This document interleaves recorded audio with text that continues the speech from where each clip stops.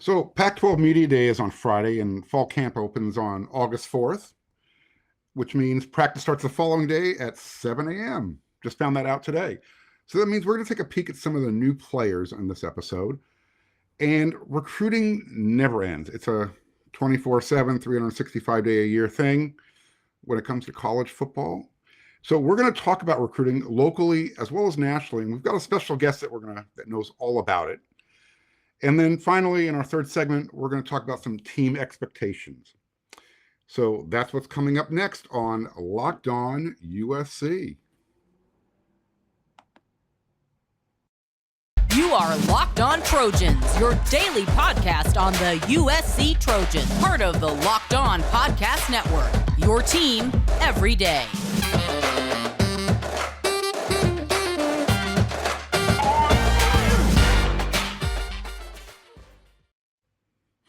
All right, fight on, everyone. I'm your host, Marc, and thanks for making Locked On USC your first listen, and hopefully your first watch every day. We're free. You can find us on YouTube and wherever you download your podcasts. We appreciate you being here, and we're growing every day. If you're watching on YouTube, go ahead and hit that subscribe button and give us some feedback. Tell us what you like, what you don't, because without you, I'm not here. All right, so at the top of the show, I mentioned that fall camp starts they check in on August 4th. First practice is August 5th, and they're going to be doing it in the morning this year compared to years past when practices were in the afternoon. But before that, we've got Pac-12 Media Day on Friday. And I thought this would be a great episode to bring on a special guest, Scott Schrader from WeAreSC.com. Scott is probably the top recruiting guru in the industry. And we thought it would be a good time to bring him on as the first guest. Talk about what he's been going through, but what he's seen with recruiting, nationally, locally. And he's going to give us some feedback, what he's gone through. I hate to use the word gone through, but with NIL, it's kind of been a different recruiting season, Scott. Would you agree? How much of that is playing a role, with these recruits and their decision making? By the way, welcome to the show. You're the first guest here on Locked On USC. Thank you. Great to be here. Yes, University of Southern California Hotel to make this appropriate. There you go. NIL is exceptionally relevant when it comes to recruiting. I'm not going to say this is something that's happening with everybody or each of guys, but if we're just going to narrow this down to the guys that football coaches want to bring in ships. Those guys right now sometimes are picking their fourth favorite school because of the NIL that are booster driven. Places like Miami and Texas A&M, Florida has gotten in the game, I believe, and Ohio State has theirs. That I think there's other programs where it's not really as talked about as some of these high-profile offers that were real. But the bottom line is NIL offers are exchange recruiting dramatically, and I think that even it's a factor when it comes to transfers as well in the future. I think USC brought in quite a few transfers, kind of heavy in the NIL offers. So it'll be interesting to see, if USC this past offseason. Even with players who are committed, they're constantly being recruited by other programs. How tempting is that? And we know that there's not any pay for play out there. At least they're not calling it that. But how tempting is it? Of course. For these players who, you got players who are committed to USC, and they're taking some visits this weekend. Yeah. And why are they taking these visits, in your opinion? I think so. I think that guys are taking visits to find out what they're. You have Malachi Nelson, who is on his way to college. He's gonna be there, and I promise you that he's been communicating with Texas A&M. Part of going on a visit like that, Zach Branch did the same thing, and believe me, it's offered Zach Branch offers, and Malachi the same thing, and then you have Makai Lemon that has, and so I think guys are going and taking these visits. You know, sometimes guys are taking visits but in this particular case, there's no question that Makai Lemon, Zach are definitely all in with USC. That is where they want to be. There's a reason they come out, like I committed to Lincoln Riley a year ago in June to play for. So, you know, it's now you have these offers, and guys really, and I know I would want my kid to. Yeah, we've talked about this, you know, off camera. Some of the swag bags are life changing, so it's hard to turn away. You know, another thing is you're all over the country. Which state has some, in your opinion, has some overlooked talent, and where do you think USC can spend some more time recruiting? You know, obviously Texas and Florida, you know, Georgia, those states always produce talent. Look, yeah, you have certain states to where I think that you're going to spend resources recruiting, and obviously Texas is one of those states. I think that USC has done a pretty good job in the last couple of years of going up to kind of identify some guys there. But as far as states where I think there's some overlooked talent, you know, I'm really not that. I think USC is really kind of covering recruiting pretty impressively right now with the various. But I think if there's a state where I'm seeing the talent getting better every year, Washington is that state. Okay. Is that maybe because of the, you know, those academies like an FSP that can compete with a Florida's Sure. IMG thing? I think that matters. I think anytime you can get a program where you're going to go in and going to take in these youth athletes, these you know, I don't know how it takes the guys in at FSP, which FSP is Ford Sports up in Seattle, Washington, but they come in, I think, you know, at least 4th and 5th graders. And so he's got a program. He's got this program for high school kids, college kids, and then when those guys go on to the end, so all these guys at times, like us at Chris Flores at Stars, which is the same, I think. You know, they're all these guys get to come together and train at the same time on certain occasions. So anytime you have that type of organization where these guys are also even FSP has aligned the country to various camps to compete all the time, and there's a bunch of organization, and they if you don't get a certain GPA, I think FSP for one time was 3.0. You don't play, you don't. So there's a lot of discipline learned, and there's a lot of value in from these programs. So I do think that's been extremely beneficial. Okay. Now, this might be a yes or no answer or question. You can elaborate on it if you choose. We both know that talent kind of tends to go in cycles. And in California, at least in my opinion, it seems like there's been a drought with USC elite level types of linemen. And the pool of players seems to be getting smaller. Do you agree or disagree? It certainly has the last few years, no doubt about it. You know, I think if you just want to take this year is extreme. It's a big drum. You know, there's Tobias Raymond that USC has a commitment from, but you know, he's somebody that late in the springtime had him come to camp to watch him in person. So talking about California right now, there's really not that many, which I would put in the elite category down to Southern California, because I think Northern California, there's a couple of really good ones that USC is pursuing from day one, and Amos Talalele and Alani Noah. They are really guys. So, but overall, I mean, in the past, USC would bring in all of it. A few classes ago, USC brought in what many thought was the top line fee. And after Mason, there were some guys and whatnot. Last year, you had Ernest Green, for me, the top guy in California, and he ended up going to Georgia. But the level of talent and top prospects on especially in the upcoming years, class of 2024, USC could fill all of their needs on the offense, I believe.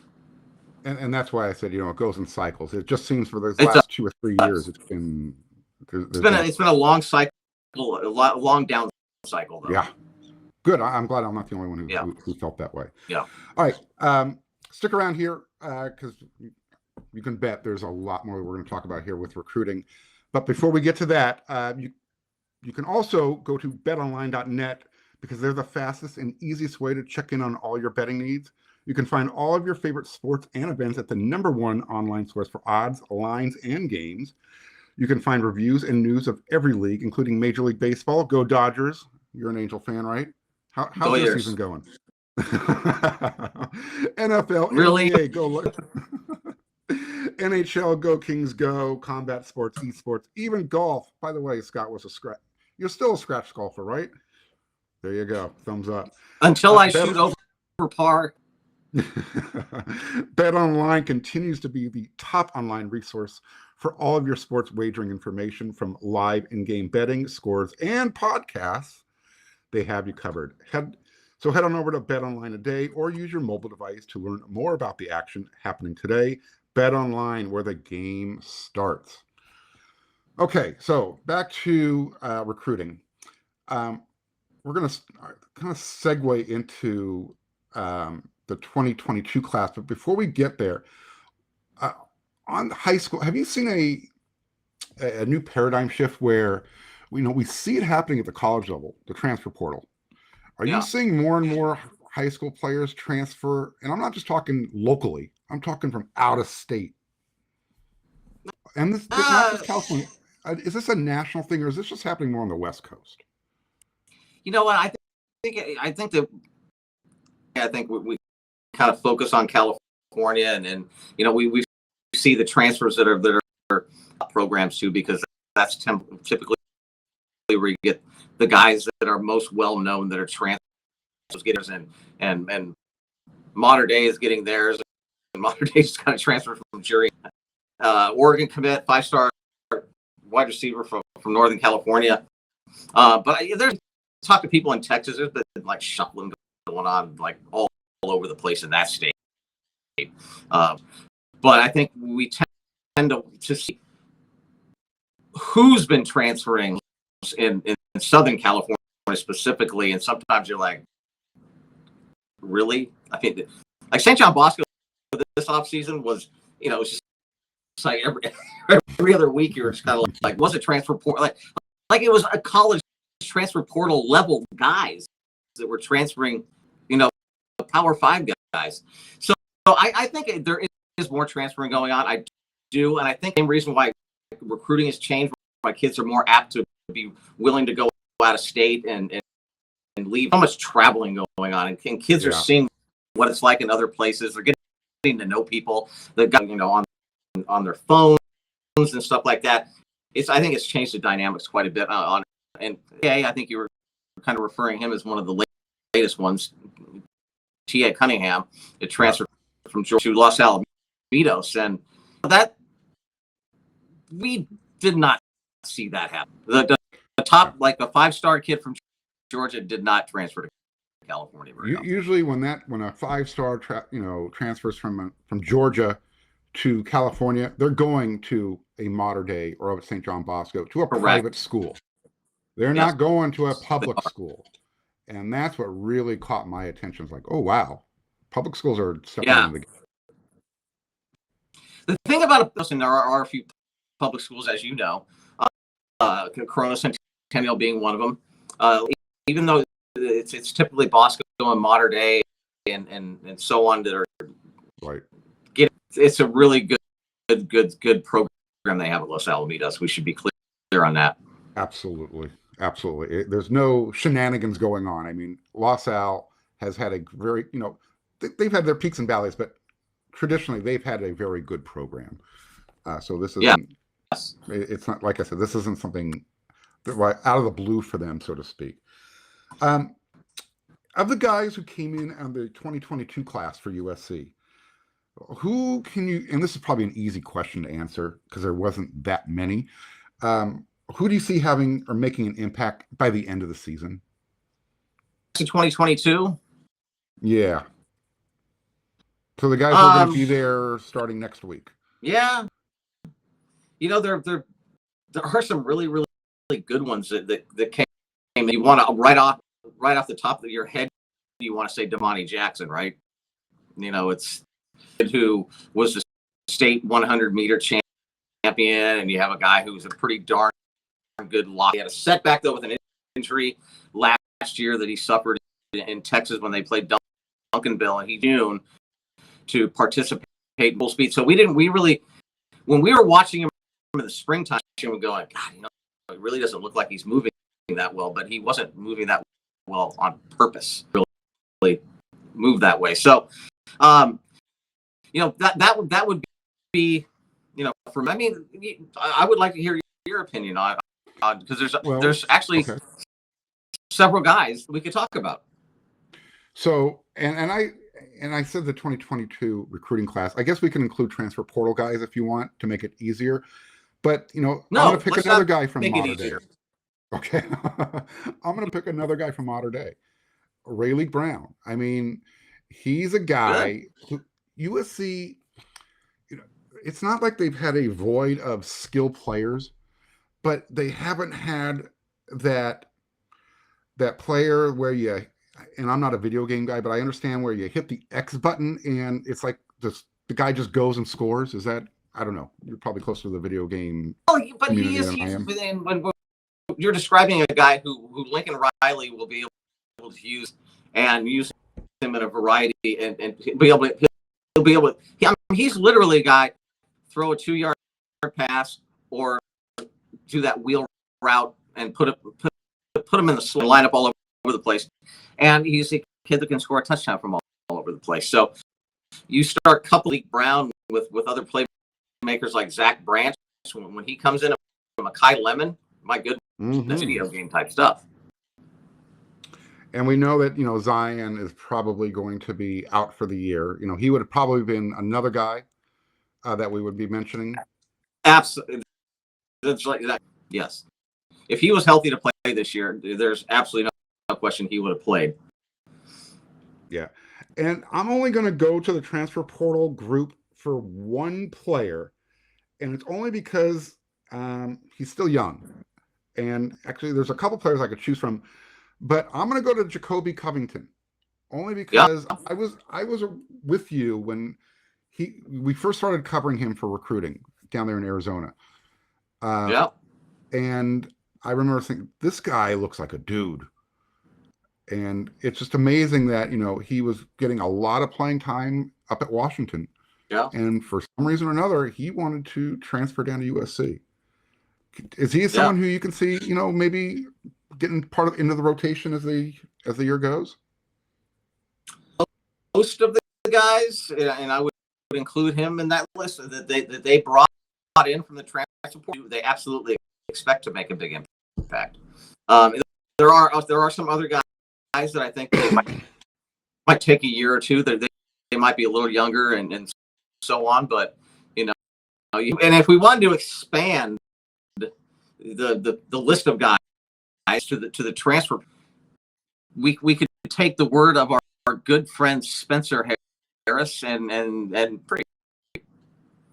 Spencer Harris, who I trust his evaluations on these potentially a first round NFL draft pick. Right. You did a really nice, extensive interview with him on wearesc.com, basically talking about NIL and how USC is approaching it. So when everybody's done watching and listening to this show, head on over to wearesc.com. Check out all of our content over there, because I'm telling you, our show is 30 minutes or less. I can't cover everything in 30 minutes or less. So when you're done here, head on over to wearesc.com. Scott Schrader covers everything with recruiting. You got Eric McKinney over there covering the team as well as myself. Greg Katz hosts Inside the Trojan Huddle, our weekly podcast. You got Chris Arledge, who is also a part of the podcast. Am I leaving anybody out? I don't think so. So head on over to wearesc.com when you're not watching or listening to Locked On USC. You will become an insider instantly. Yes, you will. Yes, you will. So, Eric Gentry, obviously, he was a freshman All-American at ASU. I was trying to stick with the younger guys. And again, that's why when you look at their 2022 recruiting class, there's just not a lot of names to look at. There were 8, you said? I forgot. I thought it was 7. 1, 2, 3, 4, 5, 6, 7. Let's call it 8 with Atticus Bertrams, the Australian punter, okay. which we're going to maybe find out tomorrow at Media Day where he's at, because he didn't show up on the roster that was just released. But they're also including Cooper Lovelace, the most flexible offensive lineman ever. I think his nickname is going to be Gumby. Yes. And I don't know. What do you think about Devin Tompkins, the edge player? Him or Garrison Madden? Between those two, well, which one closer? I would think you got a couple of years for those guys. Okay. Tompkins is going to, physically, I think he's going to get bigger and stronger. It won't take that long, but he's also a young talking age. We're talking, he didn't really start focusing on football until a few years ago. Game. That's right. Learning his position. So I think you have a little ways for him, and I think with who's legit track fast, so that could be intriguing. That for a couple more years, and having a linebacker that can cover and have that kind of speed and chase guys, get them on the field a little earlier than maybe we're anticipating. Before we segue out of recruiting into the team expectations for this year, you brought up track speed. So you brought up that name. Why? It's been a point of a discussion point on the message board at wearesc.com. Roderick Pleasant, track speed, uber fast, maybe one of the fastest guys in the country, let alone in the state of California. What's it going to take for USC to want to be, I don't want to say more interested, but for him to move up on their board, I guess? Is that possible? I don't know. This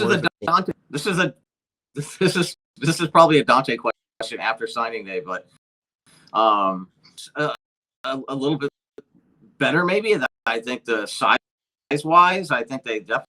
There's no Roderick's.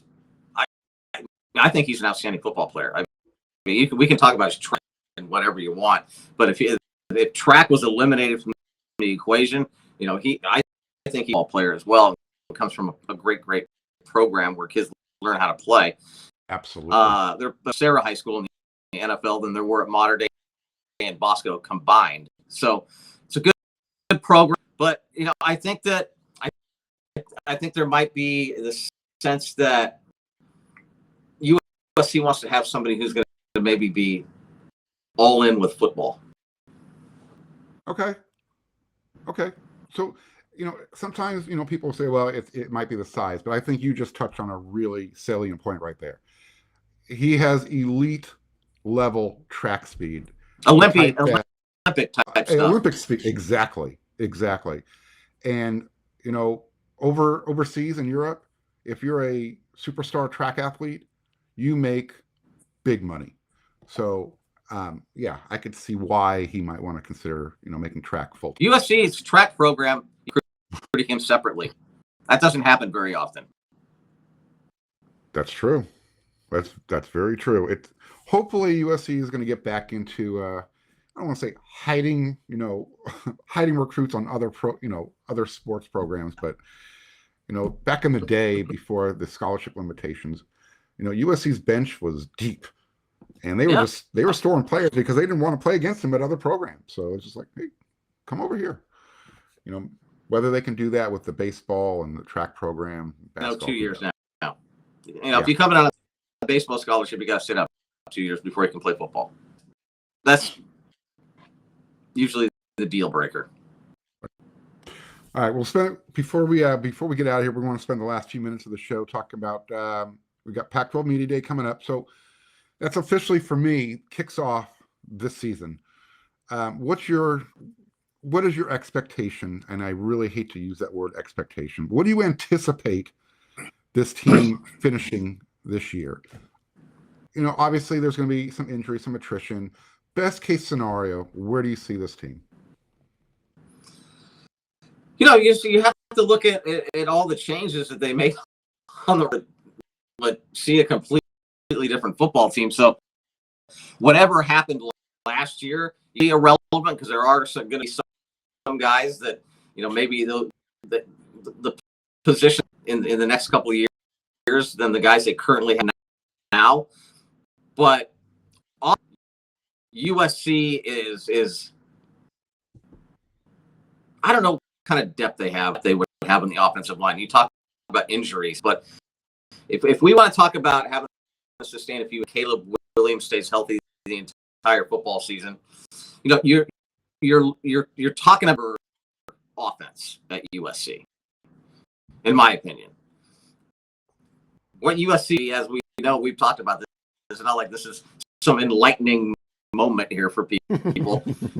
What is that defensive line going to be like? Because they really, I think they upgraded the line side, rush ends and outside line rush ends, impressively. Wise, what's going to happen? Is Brandon Peely going to be able to come back and be healthy and be able to contribute? Going to be able to do his thing, But you have so many other guys, and I don't even know what they're Solo is going to be outside linebacker, but could you like move him in and have him be inside in some down and distance situations? The guys get used, but I just think that's the biggest question mark: is our team's going to be able to still USC up the gut? And my guess is nothing like hard to watch. It was like you and I could have ran over USC with some of those offensive lines. Yeah, last year, we just to really, put last year in last year, I think you would agree. Once Helton was let go and, the staff knew that they were pretty much, a lame duck staff. They weren't coming back. The players read the room. They weren't given the effort as the games went on, as the season went on. So that plus all the injuries, it was just too much, I think, for them to overcome as a team. So, but now, Sean Nua, Roy Manning, Alex Grinch, Brian Odom, Dante Williams. Who else am I missing out on the defensive coaching staff? They've got that whole group back pretty much healthy now. And as long as they can sustain themselves, in other words, they can't lose a Brandon Peely, a Stanley Ta'ufo. Who else is behind it? I mean, there's not a lot of depth. So what they have, they have to be able to keep a rotation going. And if they can cut that rush yardage down to 140 yards again, so less than 140 yards per game. Yeah. If USC can score 40 points a game, there's no reason, in my opinion, if USC can get the opponent's rush game under control, that they can't win 9 games minimum. I was asked by your good friend Jeff Schwartz on what I thought the record would be. I back in probably late May. I think I thought a USC fan and USC finished 9-3 in the regular season, I would be absolutely happy. Yeah, see, I think I'm at the point now where I look at the schedule, I look at the new, improved, unique roster that Lincoln has put together, and you're thinking, you say to yourself, the pundits say that USC's got one of the top offensive lines in the country returning. It's experienced. I mean, you go across the board. Everybody has at least a season's worth of starting experience. And the interior has multiple years of starting experience. You mentioned Caleb Williams. You keep him healthy back there the whole year. You now have a viable run game and a coach who wants to use the run game. Yeah, my bar is a little bit higher than 9. Again, and I look at it because of the schedule. It sets up well. Yeah. Well, I'm not saying 9-3 is the best that they could do. I mean, before a season starts, you can think about every situation playing out perfectly with, and the bottom line is USC, doesn't necessarily that you're going to want to have to be a better than 9, but I'm saying if the injuries do happen, there's some really areas to where. So I'm just thinking, in retrospect, that 6-6 season that Pete Carroll pulled off, that was an outstanding football season. The writing was on the wall by the end of the game, where that was a cluster, whatever. Right.